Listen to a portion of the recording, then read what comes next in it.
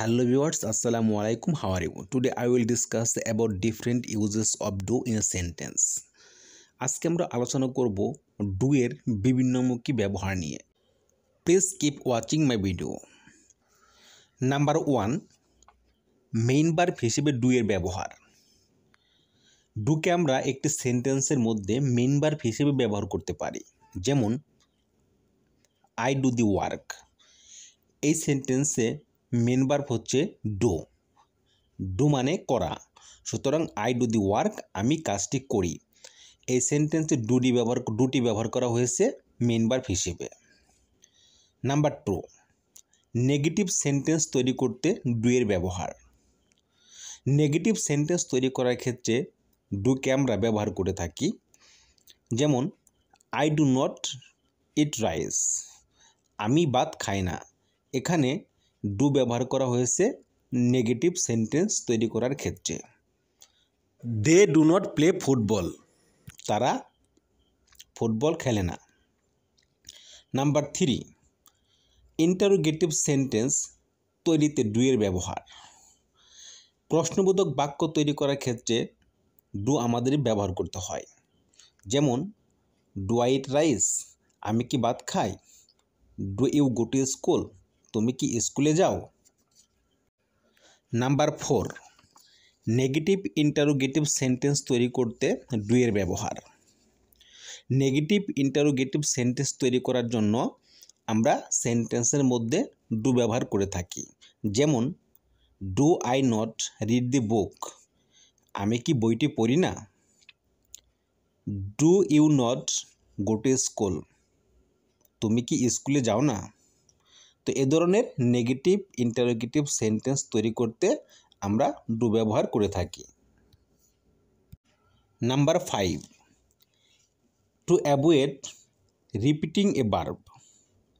একটি ভার্বের বারবার ব্যবহার পরিহার করার জন্য সেন্টেন্সের মধ্যে আমরা ডু ব্যবহার করে থাকি। যেমন Karim runs much faster than you do.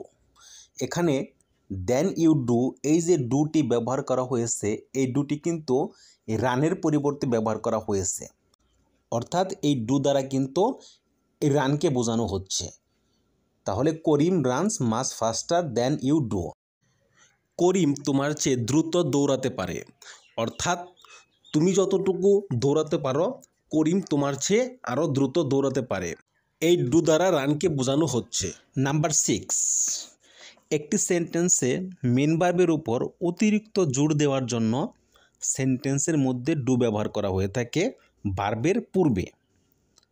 Do এর এই ধরনের ব্যবহার একটি গুরুত্বপূর্ণ ব্যবহার, কেননা অনেকে হয়তো এই ব্যবহারটা সম্পর্কে জানে না।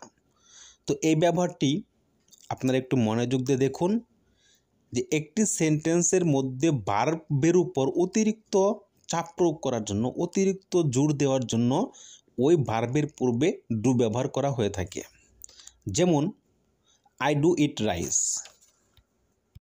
আই ইট রাইস এর অর্থ হচ্ছে আমি ভাত খাই, কিন্তু যখন এই ইটের পূর্বে একটি ডু ব্যবহার করা হয়েছে আই ডু ইট রাইস, তখন এই ইটের উপরে এক্সট্রা ফোর্স দেওয়া হয়েছে, আর ইটের উপরে জোর দেওয়া হয়েছে আমি ভাত খাই, আমি ভাত খাই। তো এভাবেই ভার্বের উপরে জোর দেওয়ার জন্য ভার্বের পূর্বে ডু ব্যবহার করা হয়।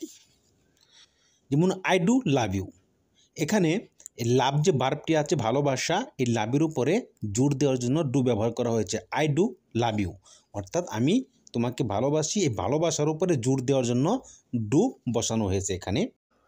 এরপরে দেখুন ইফ এবার you are in Mirzapur do give me a ring. এই সেন্টেন্সে গিভের পূর্বে কিন্তু ডু ব্যবহার করা হয়েছে।